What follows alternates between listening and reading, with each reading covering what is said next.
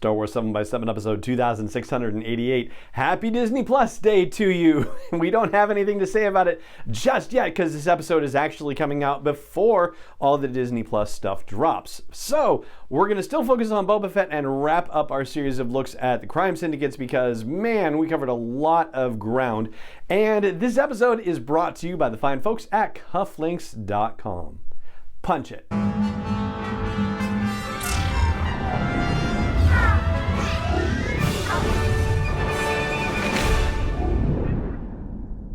Hey Rebel Rouser, I'm Alan Voivod and this is Star Wars 7x7, your daily dose of Star Wars joy.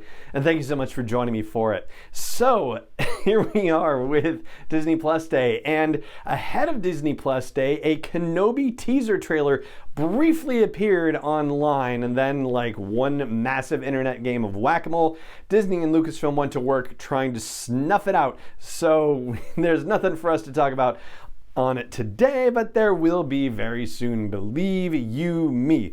No, today instead, because this episode actually drops before Disney Plus Day actually kicks into high gear, we're going to wrap up our series of conversations on the crime syndicates that were active in the Empire and that may appear in the Book of Boba Fett, because we've covered a lot of ground. We actually talked about 10 different syndicates. There's, of course, the 5 major syndicates, and then there are 5 up-and-comers. Some of them were actually active in and around that time, and some of them don't seem to have really come into their own until the time of the sequel trilogy era. But when it comes to deciding which ones might actually appear and trying to assign, say, probabilities or even group them into high, medium, and low or anything like that, it turns out to be a really difficult situation because many of these organizations have direct links to the Hutts. Yeah, you know, they all do business with each other to some degree. They all have their territories and whatnot, but there are some more direct links between one and another of these operations. So I figured let's just briefly talk about the syndicates and the upstarts and what the chances are for each of them to appear.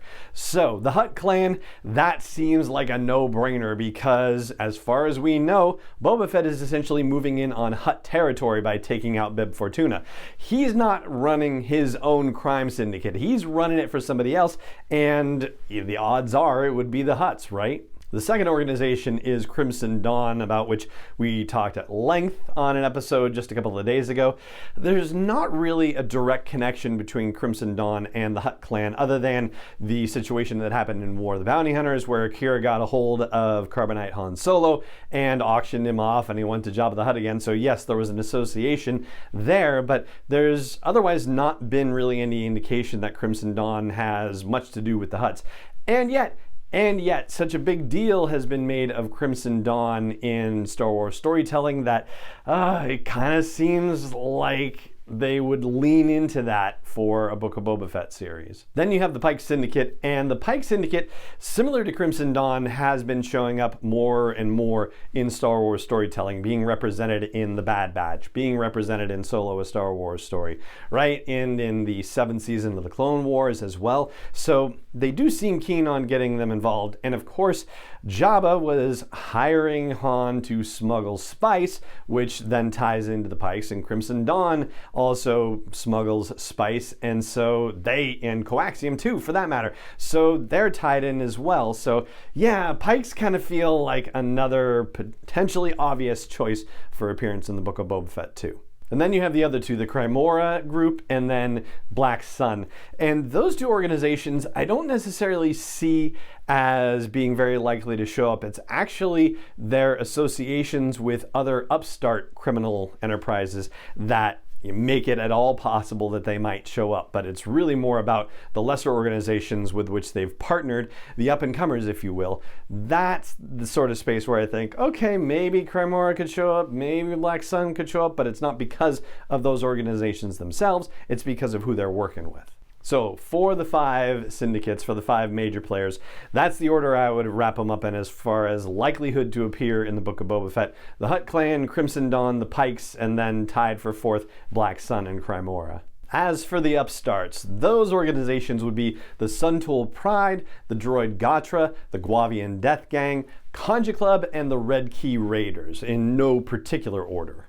Now, the Red Key Raiders seem potentially likely because they are active on Tatooine. They appear in the Aftermath novels by Chuck Wendig, and so the fact that, hey, you know, they're right there on the same darn planet seemed like it was, you know, potentially a no-brainer. And they're one of the organizations that partnered with Black Sun, which is why, you know, Black Sun gets dragged into this conversation. But to my understanding, they were pretty well knocked out by Cobb Vanth as part of the stories that were being told in Aftermath, those little side stories in between chapters. So yeah, we don't really have a good feel for how well established they were and how badly they were routed as a result of the Aftermath story, but you kind of get the idea that they were really badly routed. They're on Tatooine, so that seems like it gives them a leg up, but yeah, they may not be in any state to do anything in the Book of Boba Fett. Then you have the Sun-Tooled Pride, who, as we talked about in a previous episode, had a beef with the Hutts because of what Darth Vader was doing to kind of decimate them and get funding to supply his own private droid army and search for Luke Skywalker back in the days of the time between A New Hope and The Empire Strikes Back. The Sun-Tooled Pride definitely does not like the Hutts at all. But there's even less representation of them in Star Wars storytelling than the Red Key Raiders, and less timely representation. In other words, there's not really a lot about the Sun-Tooled Pride after the events of Return of the Jedi, although there is something for the Red Key Raiders. So while Sun-Tooled Pride seems to have a, you know, potential bone to pick with the Hutts, and therefore might, you know, want to have something to say to Boba Fett about it, yeah, it doesn't necessarily seem like the highest of odds. Then you have the Guavian Death Gang, and yeah, you know, they don't really have that deep of a tie to the Hutts as far as we know, so let's just put them at the bottom of the list is what I'm gonna say.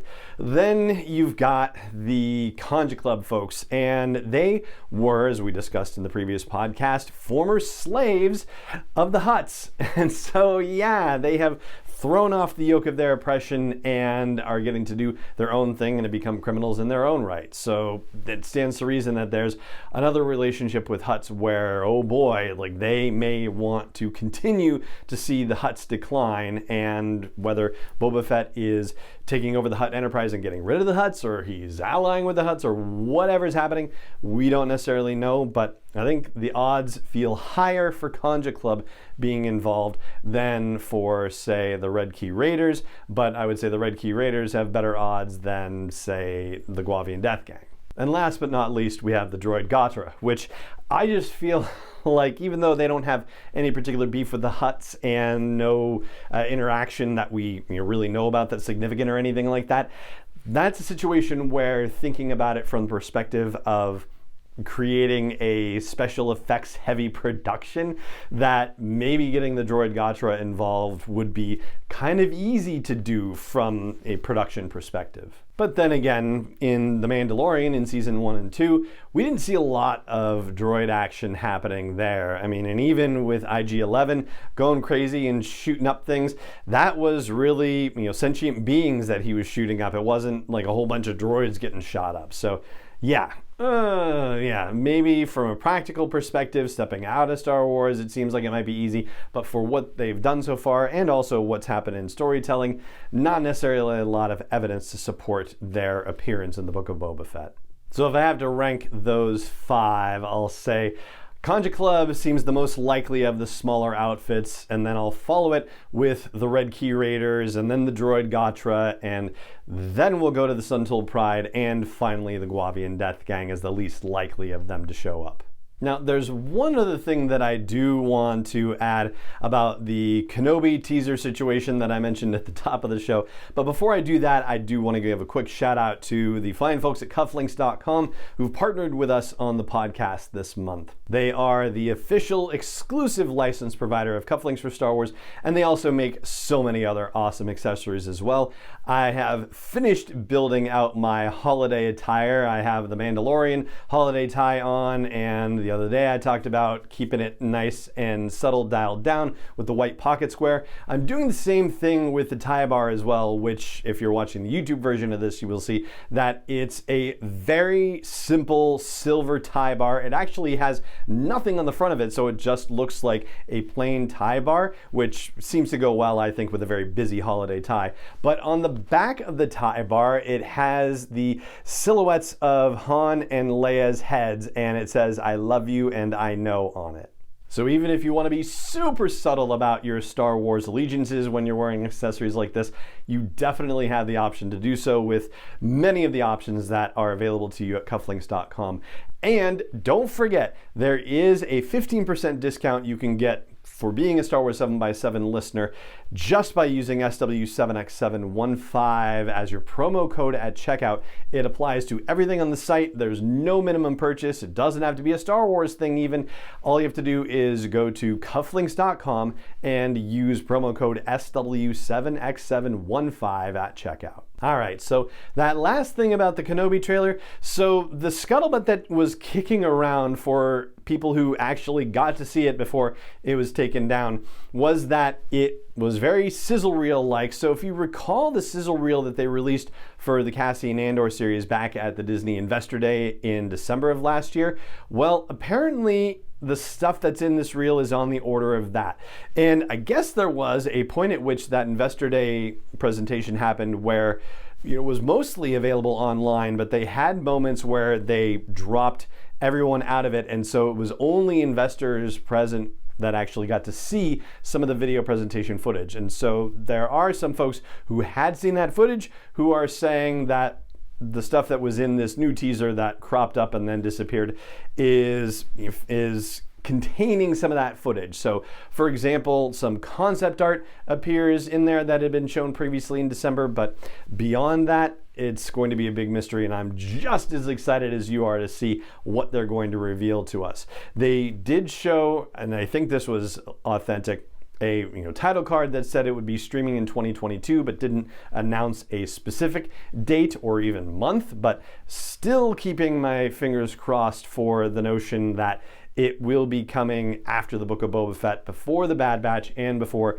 Star Wars Celebration. But once it's finally announced for real, then we'll talk about it here on the show. In the meantime, that's going to do it for today, and I just want to wish you a happy Disney Plus Day, and I hope you enjoy watching whatever it is that they've dropped beyond this Under the Helmet situation for the Book of Boba Fett, but we'll be talking about that very shortly. For now, though, it just remains for me to say thank you so much for joining me for this show as always, and may the Force be with you wherever in the world you may be. 7x7 is not endorsed or sponsored yet by Lucasfilm Limited, Disney, or 20th Century Fox, and is intended for entertainment and information purposes only. Star Wars, the Star Wars logo, all names and pictures of Star Wars characters, vehicles, and any other Star Wars related items are registered trademarks and/or copyrights of Lucasfilm Limited, or their respective trademark and copyright holders. May the Force be with them. All original content is copyright 2021 by Star Wars 7x7. We hope you love it.